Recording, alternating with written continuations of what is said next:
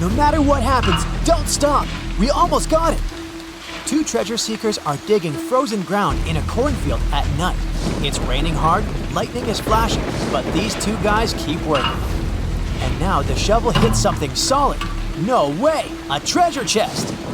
They start digging faster and find a piece of a ship's engine. What the?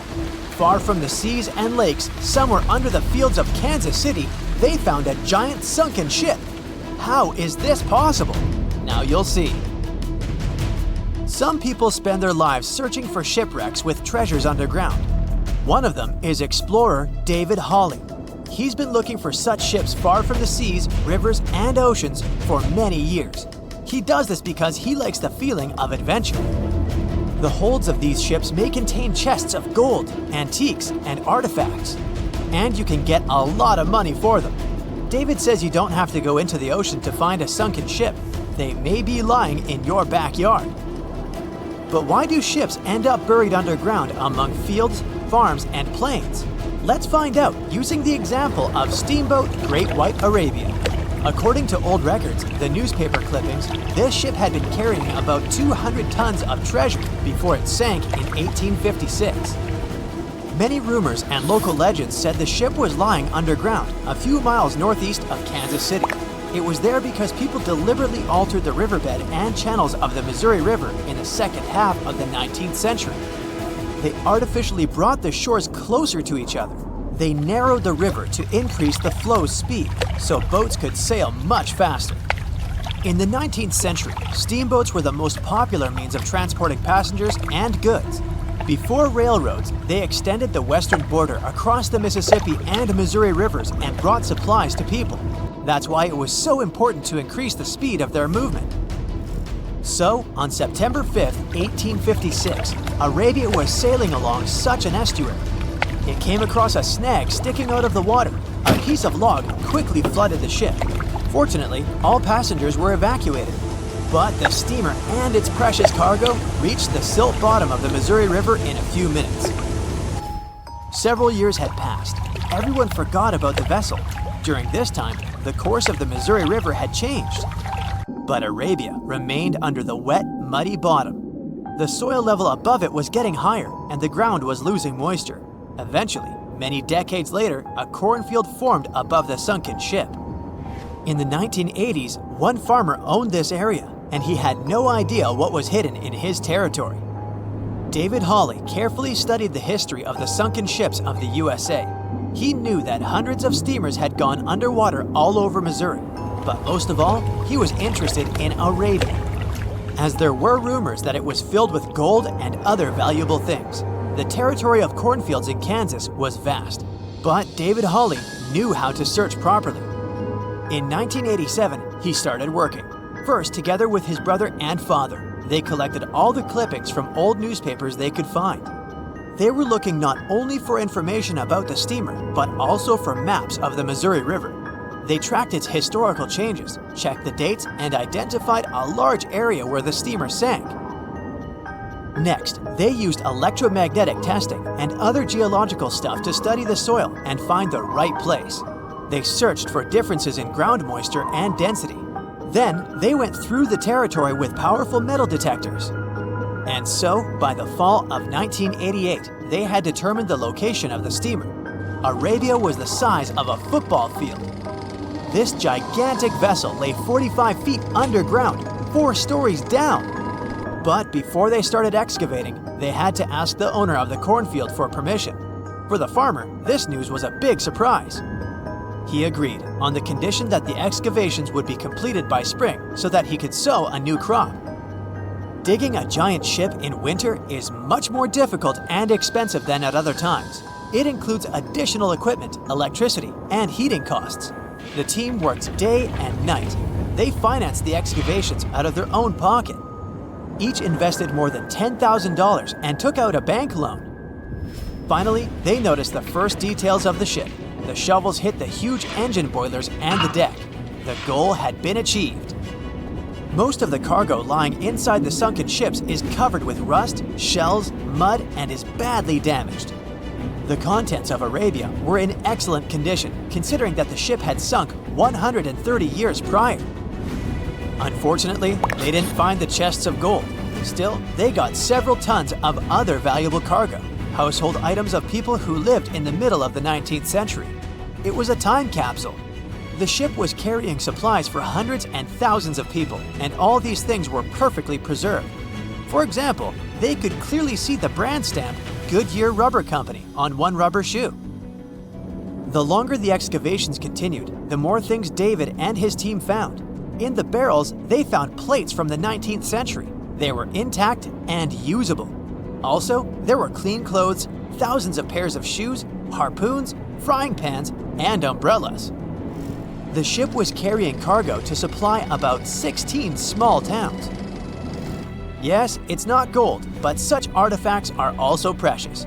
The contents of the ship could be worth millions. However, the crew wasn't going to sell these things. They made a museum on the site of a former fruit market in Kansas City. If you go there, you will immediately feel like you're in a department store of the 19th century. There are thousands of items in good condition. Even the matches here are dry enough to light up. It took David many years to present the entire collection from the steamship. He values each of the items and doesn't want to sell them. Anyone can come here, pay for a ticket, and find themselves in the past. Who knows, maybe there's an old ship hidden in your backyard too. Geologists found an older vessel in the hot desert of Namibia in 2008. This ship sailed back in the days when pirates scared sailors on the seas, and now it's inside a dried-up lagoon. The ship sailed from Lisbon in 1533 and disappeared with the crew near a small diamond mining town. After almost 500 years, the hull had been badly damaged. Only the carcass of the ship remained, but the treasure hidden inside the vessel stayed intact. They carefully studied the boat for a long time, trying not to ruin anything. And then, 5 days later, they found a big old chest in the hold. Carefully opening it, they found gold coins there. Thus, the cost of the ship was estimated at about $10 million. The exact cause of the shipwreck is unknown, but experts believe the ship was destroyed by heavy cargo and bad weather. It went to the bottom of a lagoon that later became a desert. Some find an airplane in their backyard, others discover a ship, and one man found a passage to an ancient secret city in his house. This happened in Turkey in 1963. The owners of the building decided to make repairs. He went to his basement and knocked down the wall to turn this place into a living room. And so, behind one wall, he found a tunnel leading underground. The man thought it was some kind of a secret chamber. He went down there and realized it was something much more than that. It was an ancient city 18 floors deep.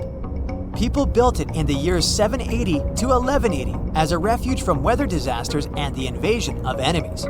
This place also includes many underground tunnels that stretch for several miles in different directions. People could get to the town from different points using secret passages leading to these roads. The city can accommodate about 20,000 residents, livestock, and tons of food supplies. Archaeologists have also found a chapel, schools, stables, and public kitchens there.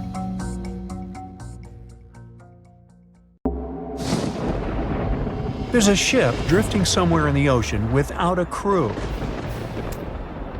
The last time someone saw it was over 50 years ago. Its story reminds of that of the Flying Dutchman, a ship that's bound to sail forever and bring disaster to whoever sees it at sea. At least the legend says so.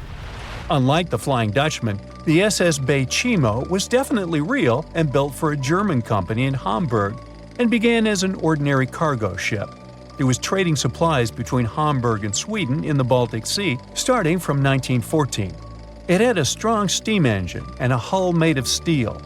A few years later, it became British property. Then, in the 1920s, a Canadian company purchased it for around $18,000, a huge amount of money back then. The new owner, the Hudson's Bay Company, was actively using the ship for several years. They would often send it on voyages from its home port in Scotland to Siberia, Alaska, the Yukon, and the Northwest Territories. It also passed through the Panama Canal and even the Suez Canal, with fur pelts for sale on board. Sometimes it would also transport passengers. It had completed 9 successful voyages before this strip of good luck came to an end. Starting from the 1930s, SS Beichimo would have trouble with ice and storms. When it first got trapped in ice in October of 1931, some of the crew managed to escape to Alaska. 15 of 22 sailors decided to stay with their vessel and try to save it. They had furs and other valuable cargo worth around $58,000 aboard. The company sent them supplies to survive the winter. They set camp near the ship out of the hatches, tarpaulins, and other materials, and offloaded the cargo. At the end of November, a blizzard rushed through the area, and it seemed like it had taken the ship with it. The ice platform had survived, but the ship broke free. Some of the crew members were sure it had sunk. But soon after, they heard from one of the locals who had spotted their ship around 45 miles away from their camp. The crew moved on with their lives, and the ship started its journey as a runaway vessel. People would spot SS Beichimo once a year or so, all the way until 1965. It was mostly spotted off the coast of Alaska. A man going to Nome with his sled dog, along with prospectors, explorers, and treasure hunters, all claimed to have seen SS Beichimo. Someone tried to board it and take it to port, but ended up stranded on it for days because of horrible weather. Others got luckier and managed to take a whaleboat, some furniture, and other valuables from the vessel. Those who got close to the ship saw that it was damaged and missing the propeller. Still, it stayed afloat without a crew for at least 38 years and became the longest sailing ghost ship in history.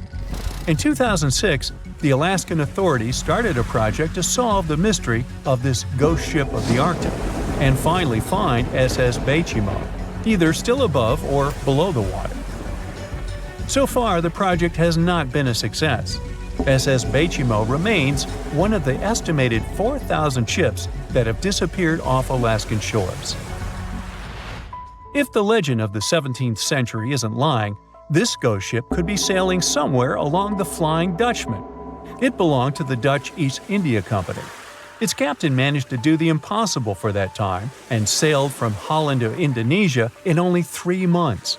They said he was flying over the sea, and some evil tongues explained that he had made a deal with evil forces to achieve that. Once the ship was sailing back home, its captain and crew disappeared without a trace. There are many versions of what happened to it. One of the first ones said it had tried to enter port at the Cape of Good Hope, got in a terrible storm, and sank as there was no captain to save it. Another legend says the captain had refused to obey the skies to let the ship sink during the storm. A scary life form then struck the boat and the crew, and it was condemned to forever wander without rest. Many sailors claim to have spotted the Wandering Dutchman. The Duke of York, who was to become King of England, mentioned having seen it in Australian waters. Right after spotting the ship, the man who saw it first fell from the top of the mast and didn't survive. There were more encounters with this legendary ship up to the middle of the 20th century. Ships would nearly collide with it as the Flying Dutchman jumped out of the blue. Scientists have a more logical explanation for this mystery: Fata Morgana, not to be confused with Hakuna Matata. Now, when you're out at sea on a hot day and the air is all wavy, it feels like when you look at the road on a scorching summer day. That's because of something called atmospheric refraction.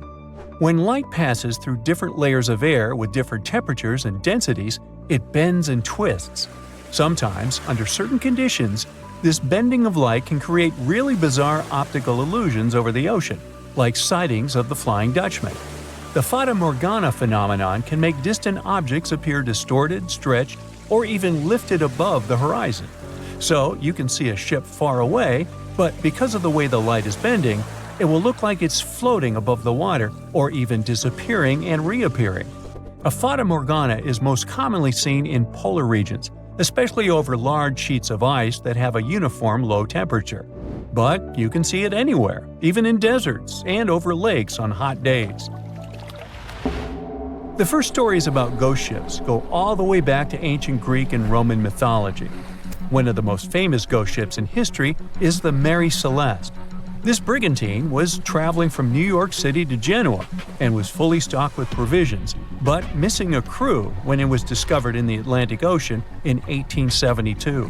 The crew's personal belongings were also there, completely undisturbed. The final entry in your log was made 10 days earlier. We still don't know what happened to its crew, and the ship has inspired many spooky stories and legends. The Lady Lovibond was another legendary schooner that is believed to have been wrecked off the coast of Kent in the middle of the 18th century. The story tells that the ship's captain, Simon Reed, had just got married and took his bride on board for a celebratory cruise, despite the superstition that it could bring bad luck.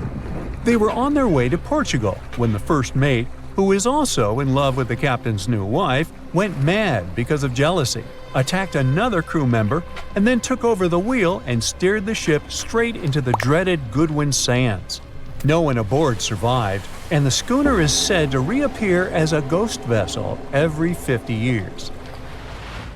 In present times, many vessels become abandoned and turned into ghost ships intentionally. There are thousands of them floating in U.S. rivers, lakes, channels, and coastal waters. Some people lose their boats in storms and other extreme weather. Others have to abandon their boats because maintaining them can cost 10% of the boat's price. Plus, docking a vessel can add up to several $1,000s every year. Most boats have been made of fiberglass, so an owner can't just recycle them as scrap metal. So, once they want to get rid of it, they often tie it to a dock and sneak away, or leave it floating far away from the shore, or just try to sink it. When ghost ships sink in shallow waters, they can cause damage to coral reefs, mangroves, marshlands, oyster habitats, and wetlands. Plus, they can collide with unsuspecting regular ships and cause real trouble. So, don't do that. Enough said. Many scary things are hiding in the dark. When you stand on the ship deck in the middle of the boundless ocean and stare into the night distance, your imagination begins to draw terrible pictures. But it's much worse when the horror isn't hidden, and fear appears in the light under the rays of the bright sun. When endless snow plains and giant icebergs start driving you mad. Such a horror happened more than 170 years ago to the crew members of two large ships, Erebus and Terror. On May 19, 1845, these two vessels went on a great voyage through Arctic waters to open the Northwest Passage, a route between the Atlantic and the Pacific Ocean, passing through several icy bays of Canada. By then, both ships had gained fame after several successful expeditions in the Arctic region. Erebus and Terror were equipped with strong hulls that could withstand the pressure of polar icebergs. These were the first vessels of the British Royal Navy equipped with steam engines. Before their last expedition, engineers covered the boats with an extra iron layer to make them more ice-resistant. A lot of food, books, and coal were loaded into the cargo hold. The central stove and the sailors' cabins were connected by special air vents. Everyone was sure that an iceberg wouldn't run the ship through. Fuel and food supplies guaranteed that nobody would be hungry. In every way, those were the most equipped ships of that time for such expeditions. Erebus and Terror sailed from the English village of Greenhithe with 128 crew members. The lead of the whole expedition was Sir John Franklin. 3 months later, the ships were spotted in Baffin Bay, east of the entrance to the passage, and this was the last time Europeans saw them. 3 years later, in 1848, Captain Franklin's wife, Jane Franklin, and other caring people demanded to start an expedition to find the two vessels. The search continued for several years and didn't lead to anything that would reveal the secret of this terrible expedition. They didn't find the ships, but found strange clues that caused more questions than answers. So the first strange thing was the 3 graves found on Beechey Island, located in the Canadian Arctic archipelago. The crew set up a winter camp on the island shore, and for some reason, 3 out of 129 people passed away. Then the ship set off again and got in the trap. Probably Erebus and Terror got stuck in the ice near King William Island. In the middle of a snowy plain, surrounded by cold winds and ice, the crew began to experience serious problems. According to one theory, canned food contained a lot of lead. The sailors could get poisoned by that. And another view says that they got severely sick. Apparently, when the food supplies ran out, the crews went on foot to look for help, but got lost among the snowy plains.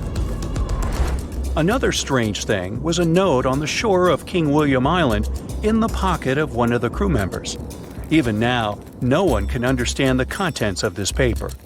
The letter had weird words and incoherent sentences like, "All my art, Tom, for I don't think for," or "shall want some grog to wet our whistle." Many words were written backward, and some were smeared. Perhaps the note reveals a secret about the loss of the crew, but it's almost impossible to decipher it. Also, the search team found another note with more understandable records. One of them is dated May 1847. It said everything was fine and the expedition was going according to plan. Another record was made almost a year later, in April 1848. It said the ships got stuck in the ice and the crew left them. The sailors planned to go to the Back River, the Canadian River in the Northwest Territories. It was their last attempt to survive, which unfortunately ended up in failure. For more than 150 years, the fate of both ships remained a mystery. But then, in 2014, a search team found Erebus. The ship's wreckage was on the island a few feet from the water. 2 years later, another expedition discovered Terror on the seabed northwest of Erebus. However, these discoveries didn't help solve the mystery of the expedition, but added even more questions instead. Terror was located 60 miles south of the place where, according to the note, the ships were abandoned. Erebus was also in the wrong place. It's possible that the crew members left the vessel, wrote about it in a note, but then returned and sailed on. Another version says that the moving ice could move the boats. In any case, we won't know what happened to the expedition. Some associate this tragedy with mystical forces. You can see this version in TV series based on these tragic events. But most likely, the crew members found themselves in an ice trap they couldn't escape. Another famous case of the vanishing of sailors happened to the ship Mary Celeste. It was built in Canada in 1861 and named Amazon. It gained notoriety right from the very first voyages of the ship. The ship changed several captains and crashed into the rocks.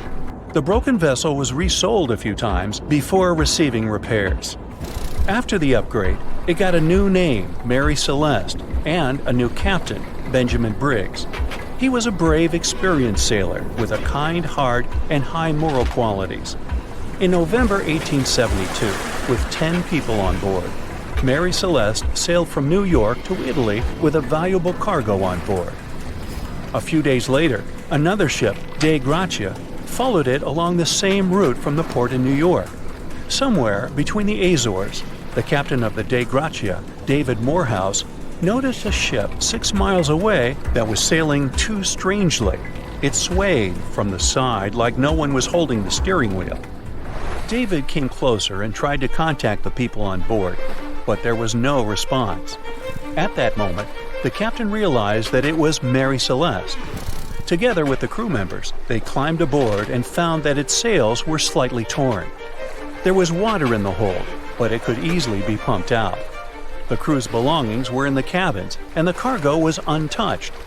Only one lifeboat and a chronometer, which is a navigation device, were missing. The last record in the logbook said the voyage was going according to plan.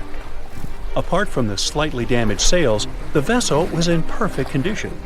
But something forced all the crew members to leave it.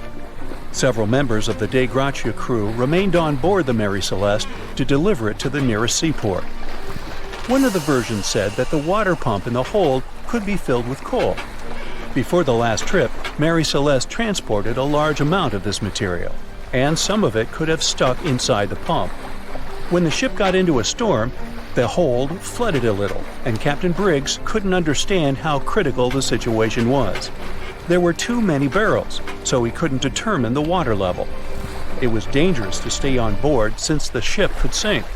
Therefore, the captain decided to evacuate by lifeboat. Perhaps they were close to land, and Briggs decided to sail in that direction. But the storm got stronger and sank the boat. Another version says that Dei Gratia attacked Mary Celeste and got rid of its crew to get the cargo. The court couldn't prove this, but the reputation of Captain David Morehouse was damaged, and he had difficulty finding a job after that. The story of Mary Celeste became world famous, so people created many different versions. Of course, someone claimed that something mystical had happened to the ship, but such theories have no evidence. There are so many records and documents on the internet about this case, so anyone can try to sort out the truth from the fiction. It's 2018. You get up early in the morning to go ashore and catch some fish. You come to the spot you were yesterday, throw the hook into the sea, and wait. The float is twitching. You've caught some fish, but hey, hello? Why aren't you doing anything? Right now, you don't care about the fish. You're looking at something in the distance. You open your mouth in surprise since you see a huge ship stuck on a shoal. It wasn't here yesterday, so it got here at night. Okay, it'll probably sail away sooner or later. You fish for a few more hours. During this time, you observe the ship and notice no movement there. Is it empty? Boats and the Coastal Service are sailing from the shore to the vessel. You decide to check it out too.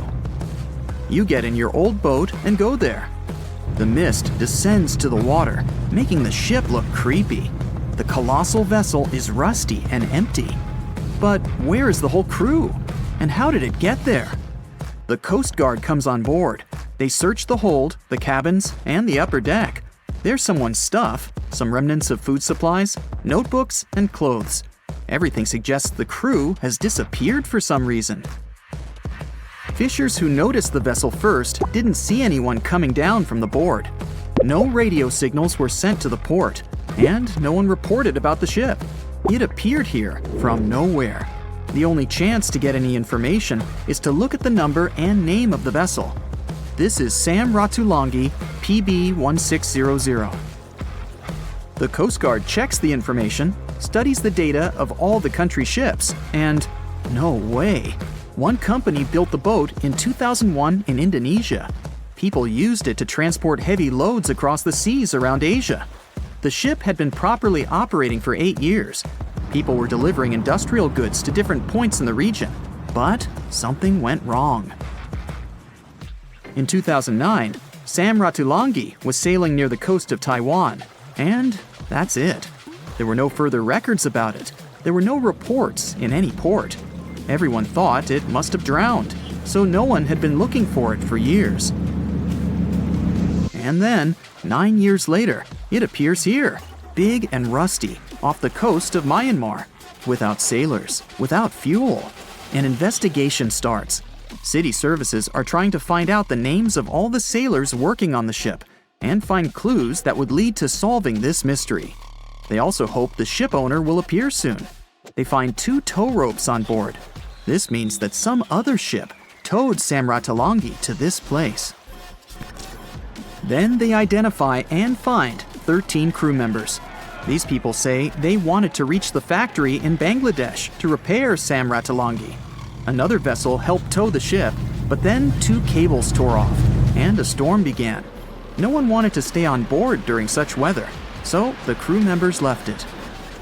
No one knows what the ship has been doing for the last 9 years, and how it was possible without people on board.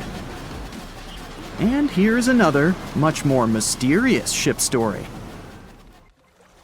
On February 16, 2020, locals found a large cargo ship stuck on a rocky shore off the coast of an Irish village. The boat looked rusty, with holes in the hull and rotten parts. People hadn't seen this vessel the day before, so it appeared there at night. The last time people saw the Alta cargo ship was a few months earlier, thousands of miles off the coast of Ireland. That day, the Alta was sailing in the waters of the Atlantic Ocean. Another ship, the MS Protector, noticed it.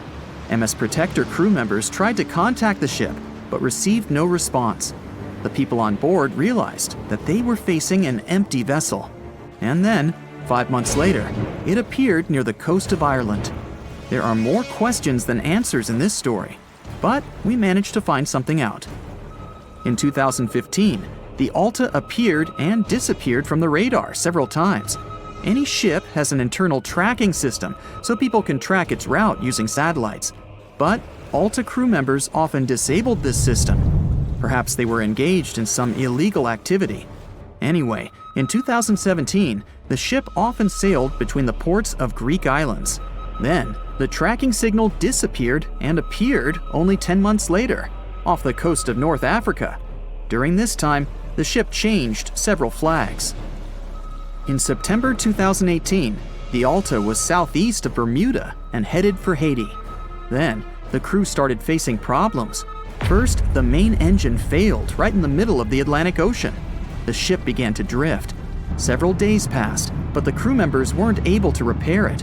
They began to run out of food and water supplies. The situation got even worse when they found out that a hurricane was approaching the place. Fortunately, they managed to contact the U.S. Coast Guard. A helicopter flew to the Alta on October 2nd to bring them some supplies.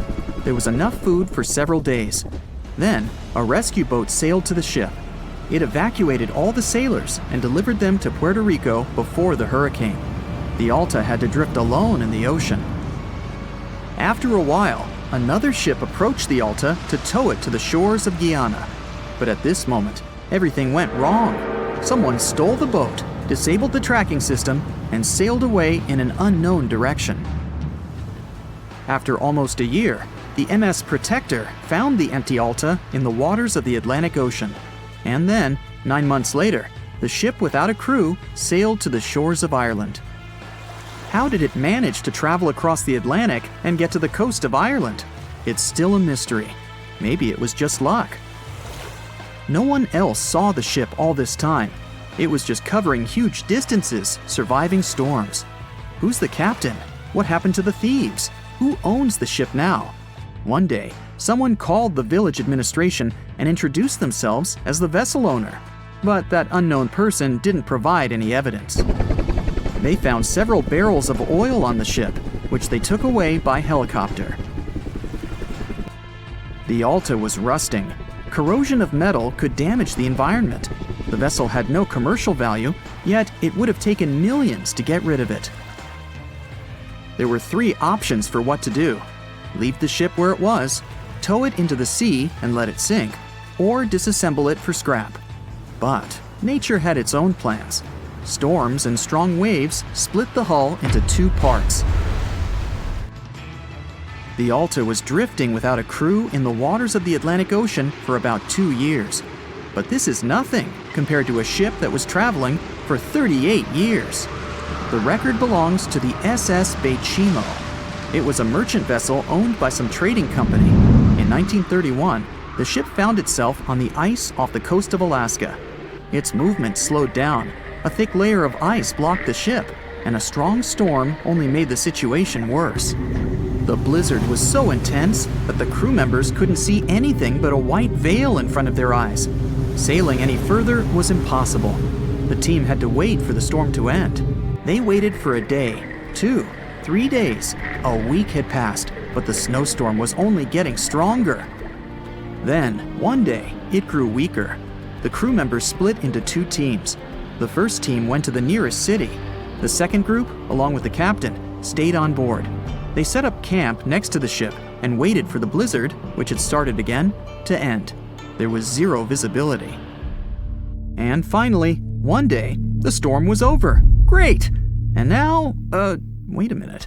But where's the ship? The SS Bechimo just disappeared during the blizzard. The captain was sure that the ship had sunk, so he left along with the crew. Then, a week later, they saw the vessel drifting near the area where they had lost it. The hull was damaged so severely that it was unsafe to sail on it. Repairing the ship would be pointless and expensive, so the captain decided to abandon it. He was sure that it would go underwater sooner or later, but it stayed afloat for the next few days, the next few months, and a few years. People had reported seeing it at various points along the coast of Alaska for 38 years. The last record of the SS Bechimo is dated 1969. Those who saw it claimed the ship was completely frozen. almost merged with the ice. Some people planned to start an expedition to find the ship, but all attempts were unsuccessful. The vessel is probably lying somewhere on the deep sea floor.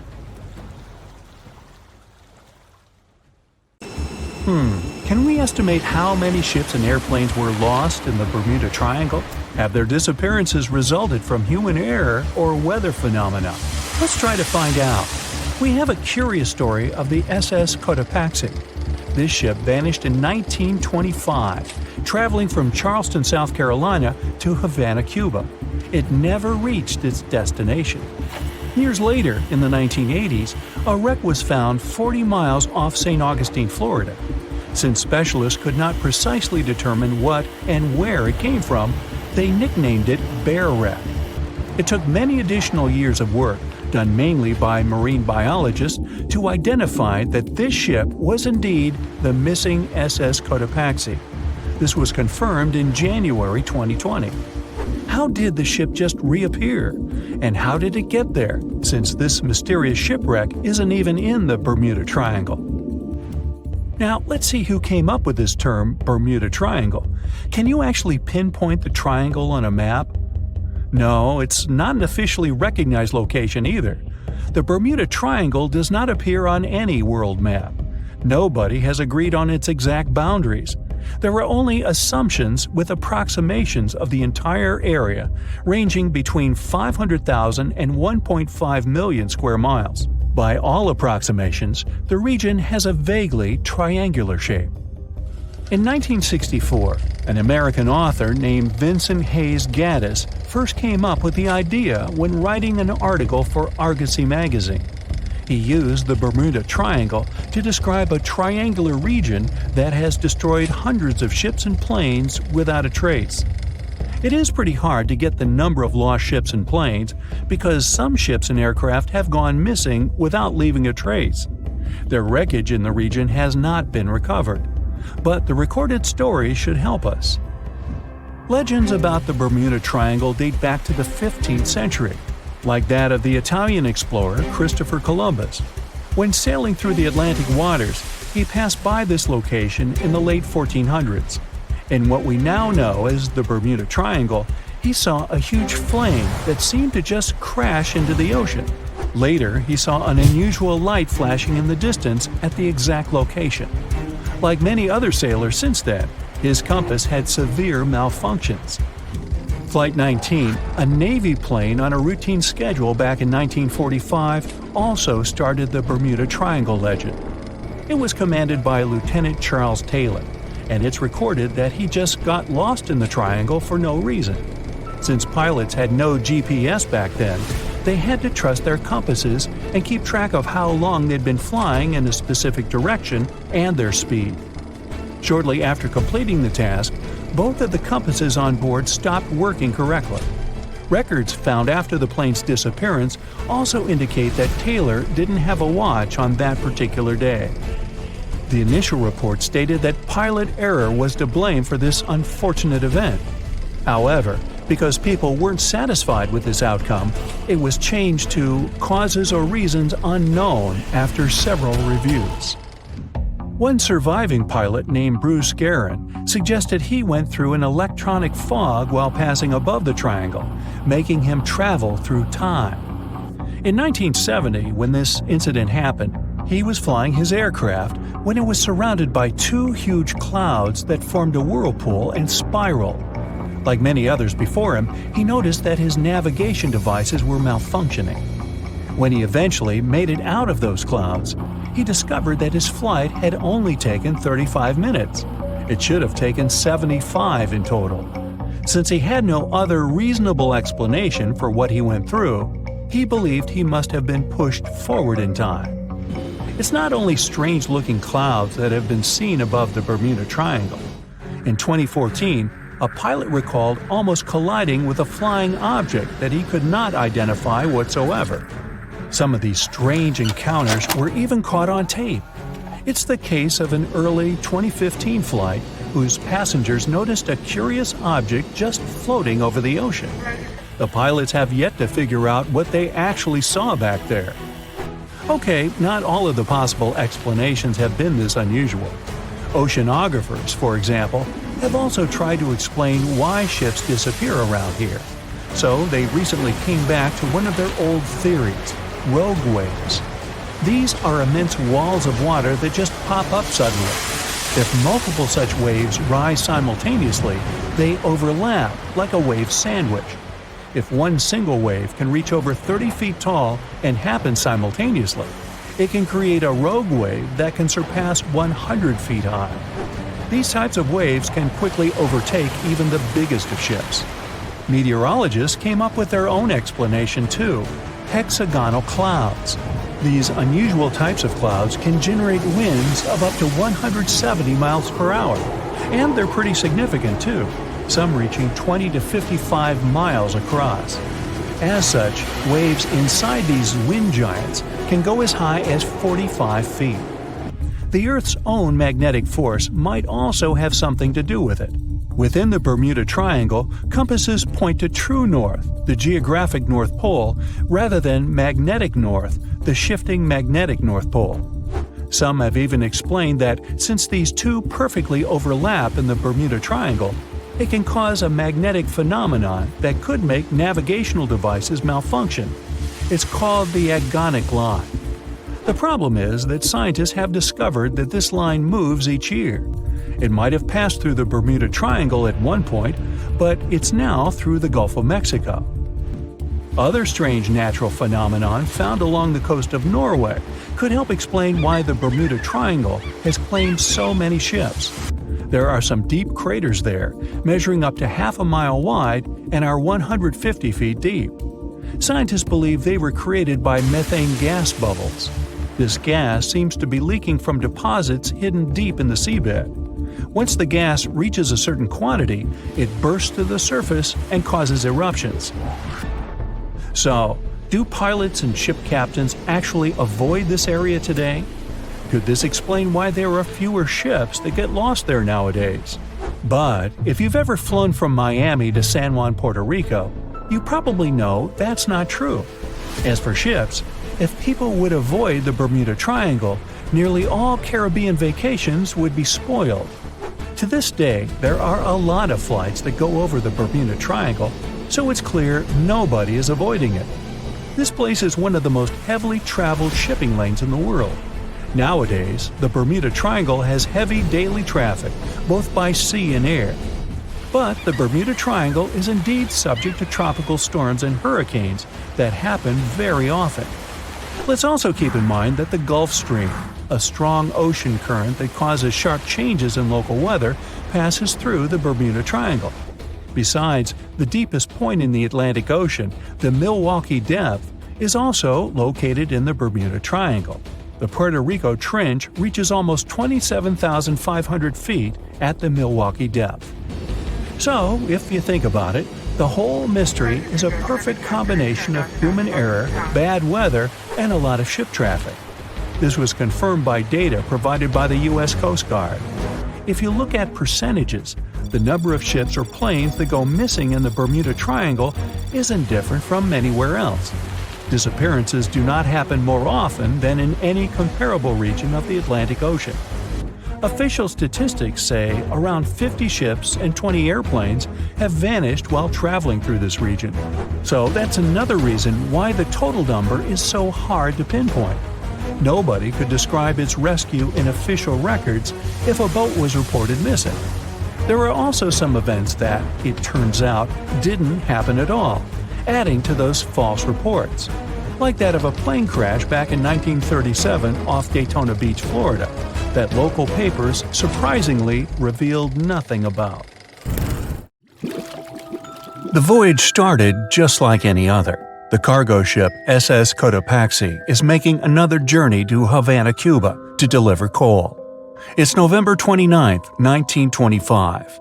For Captain Meyer and his crew, leaving Charleston Port, South Carolina, it will be the last trip the ship ever makes. Its route ran through the Bermuda Triangle. 2 days into the trip, the Cotopaxi sent out a distress signal. It had got caught up in a strong tropical storm and turned over on its side. The wind was very strong and there was powerful lightning as well. Rain gradually filled the ship's hold. Then there was a bright white flash, and the ship disappeared without a trace. Later, its wreckage was found in the Gobi Desert, which is in a completely different part of the world. All 32 crew members, including the captain, were missing. Of course, the part about the Gobi Desert is fictional. For one of his movies, Steven Spielberg came up with the idea that the ship was moved there by aliens. Still, in real life, the ship was never found, and its crew really did disappear. It was officially declared missing a month afterward, and nobody could find the wreck. It seems like a classic case of mysterious things going on in the Bermuda Triangle. But most mysteries are solved sooner or later. In 2020, the Cotopaxi was found. A man named Michael Barnett had moved to Florida to study shipwrecks off the coast. One wreck in particular really caught his attention. It was much larger than the others, and the locals called it the Bear Wreck. It was about 40 miles from St. Augustine in northern Florida, but no one had ever managed to identify the rusty hull. So Michael started to do some detective work. He measured the size of the shipwreck and started working through all the information he could find. He researched hundreds of old newspapers, leafed through insurance records, and looked at artifacts found on the wreck. After hundreds of hours of hard work, Michael was sure it was the Cotopaxi. But a few years before, there had been a rumor that the same ship had been found off the coast of Cuba. The Coast Guard found the wreck of a cargo ship about the same size that looked a lot like the one lost in 1925. Michael was sure they were wrong, so he teamed up with some science journalists and kept investigating. Soon they discovered something that seemed to confirm Michael's belief. Divers found brass valves with the letters SV on them in the wreckage of the ship. Michael suggested these initials referred to Scott Valve Manufacturing Company. The headquarters of this company was in Michigan, not far from where the Cotopaxi had been built. The company had probably supplied parts for the Cotopaxi. So the puzzle seemed to be solved. The Bear Wreck was really the missing cargo ship. But Michael still needed to work out why the ship had sunk. Did something mysterious really happen to the Cotopaxi in the Bermuda Triangle? Later, Michael found the testimony of the ship's carpenter among some old papers. The carpenter claimed that the hatches covering the coal on the ship had been in a terrible condition before it sank. Repair work on the covers wasn't finished before the crew got the order to sail to Cuba. So if the hatch covers were still broken during the trip, water could have easily gotten on board. This water probably flooded the hold during the tropical storm. This was the real reason why the Cotopaxi went down. There was really nothing mysterious about it. It was just a mistake made by ordinary people. But this is just one example out of dozens, or even hundreds, where ships and planes have gone missing in the Bermuda Triangle. We still can't explain some of these incidents. It seems like there really is something weird going on there.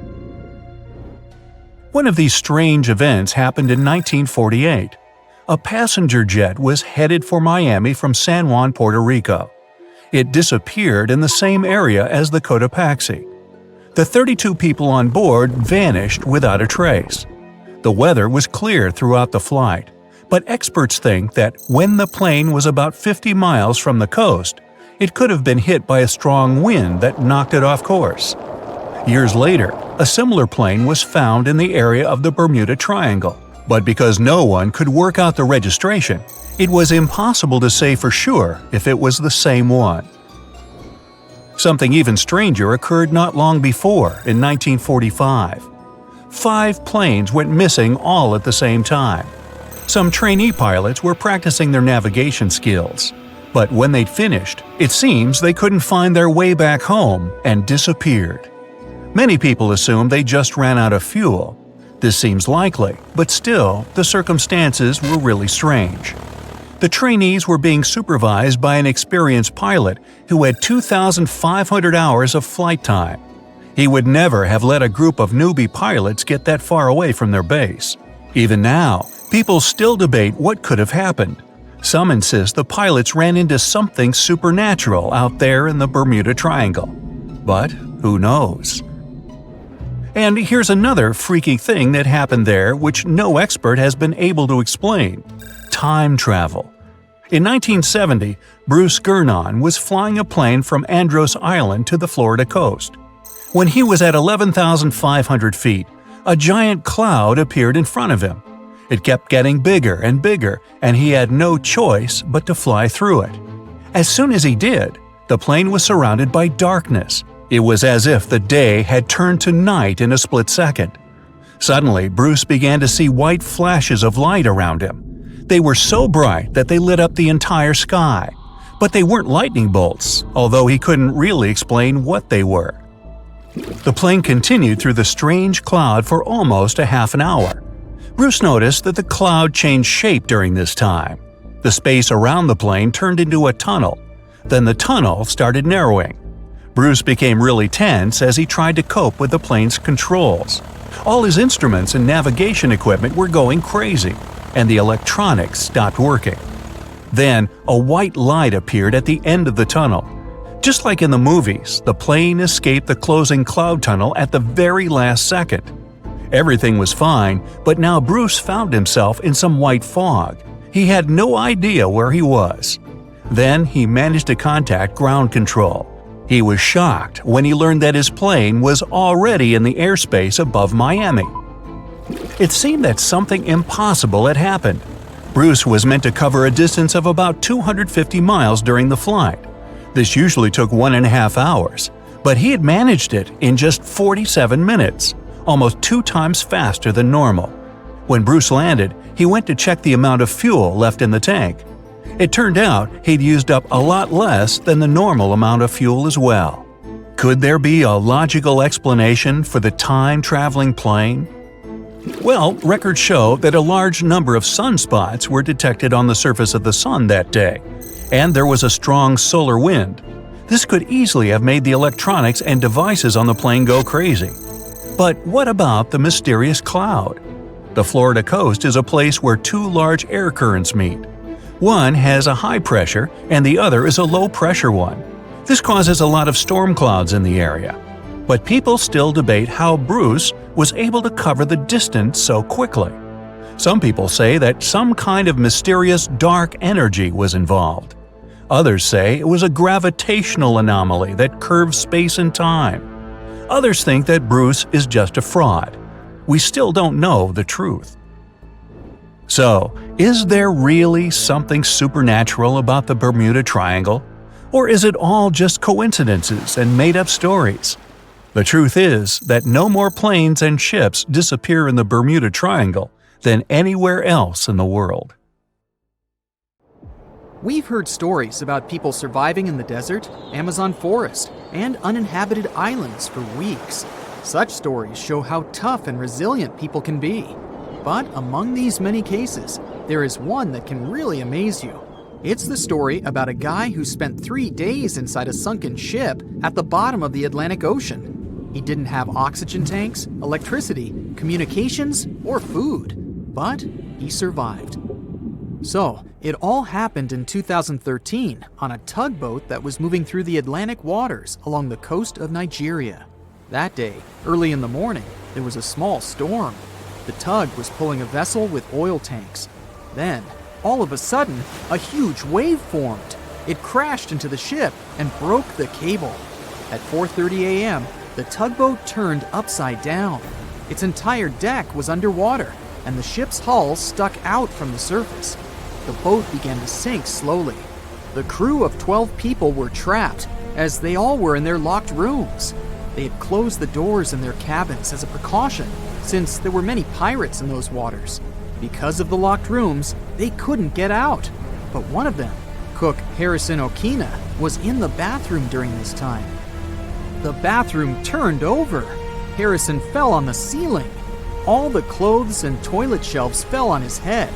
He was stunned and didn't understand what was happening. When he heard the screams of the other crew members, he realized that the ship was sinking. Harrison struggled to his feet. Holding on to the walls, he slowly went out of the cabin. The water level rose above his head. Harrison took a deep breath. He intuitively, driven by fear, reached the engineering room. There was a small pocket with air. This space wasn't wholly flooded, since the water didn't get there, and the air hadn't come out. Harrison realized that this was the safest place for him at that moment. He had no fresh water and no food. He was in a cold, damp room. The floor was flooded, and Harrison's feet began to freeze. There was almost no chance of survival. The man found a soda bottle inside the room and a life jacket with 2 flashlights attached to it. By this time, the ship had descended to the bottom of the ocean at a depth of 100 feet. This is about the height of a 10-story building. The ship's hull was squeezed and made a grinding noise due to the pressure of the water. Then, Harrison heard a strange movement outside the door. It was sharks and other fish that were investigating the deck. At this point, Harrison began to lose hope. Lack of food supplies and pressure weren't the main problems. The air pocket was small, which meant there was little oxygen. Every 24 hours, an average person consumes about 350 cubic feet of air, which means Harrison had less than 1 day left to breathe. But despite this, he lived in such conditions for about 60 hours. This happened thanks to the water. The pressure around the ship was so intense that it compressed the air by about 4 times. Another problem was the cook's breathing. When we inhale, we absorb oxygen. When we exhale, we release carbon dioxide. This substance is dangerous to your health if its concentration in the air is 5%. Harrison slowly filled the room with carbon dioxide, and he couldn't get out. With each hour, it became harder to breathe. But here again, he was lucky. Water absorbs carbon dioxide, and Harrison moved and splashed it in different directions. Thus, unknowingly, he increased the water area and kept the carbon dioxide level below critical. But even here, his dangers were not over. Hypothermia may occur in a dark, cold room. It's a condition when your body temperature drops below 95 degrees Fahrenheit. You get cold, and your perception of the world gets distorted. You don't understand where you are and what's going on. You may lose your memory and even experience terminal burrowing. This weird behavior occurs during hypothermia when a person tries to find a small shelter, even if they're in a closed room. They can even start digging the cold floor with their bare hands. At the same time, a person quickly freezes and loses consciousness within 2 hours. Harrison's room was filled from below with icy water. He wouldn't have survived in such conditions if he had stayed on the floor for several hours. But he managed to build a small platform with a mattress. This kept him slightly above the water level. With each passing hour, fear and despair more and more bound the survivor's mind. He couldn't get out for many reasons. One of them was that only a little sunlight passes to such a depth, and Harrison couldn't see it. The soda bottle was almost empty, and the flashlight stopped working. The man found himself in pitch darkness, but his salvation was close. While rescuers were searching for survivors nearby, he was thinking about his family and life. Harrison noticed rays of light through a hole in the wreckage. Divers were examining the seabed. It was the only chance to survive. Harrison came out of the air pocket and swam towards the rescuers. He was making his way through the darkness. The ray of light coming from the diver's flashlight disappeared. Harrison tried blindly to find the diver, but they were at the other end of the deck. His oxygen was running out, so Harrison decided to return. There was almost no air left in his lungs. He began to suffocate, but still got to the rescue room. The main thing was not to despair. It was his only chance for salvation. After catching his breath and replenishing the oxygen supply in his lungs, Harrison made a second attempt. He got out of the room and noticed the diver. He swam towards them with all of his might. The lifeguard didn't see Harrison, so the cook knocked on his neck from behind and grabbed his hand tightly. The diver was initially scared, but he realized a living person was in front of him. Harrison swam to his room and led the lifeguard as his oxygen ran out. You can easily find a recording from the diver's camera on the internet, where the frightened Harrison was in his rescue room during a meeting with the diver. The rescuers gave him an oxygen mask. They didn't believe there was a living person in front of them. Harrison couldn't immediately get to the surface because of the pressure. He spent about 60 hours on the seabed, so he needed to change the pressure level slowly to prevent damage to his health. Therefore, the divers put him in a decompression chamber to gradually reduce the external pressure. Then, when Harrison got out, he saw the stars. The cook thought that he had been at the bottom of the ocean all day, so he was surprised when he found out that he had been underwater for 60 hours. Also, he thought that all the crew members had forgotten about him and left the ship at the beginning. Many years have passed since then, but Harrison still has nightmares about his air room. Sometimes he wakes up in the middle of the night and tells his wife that the bed is sinking and they're now at sea. A similar case occurred in 1991 with scuba diver Michael Proudfoot. He was studying a sunken submarine off the coast of Baja California.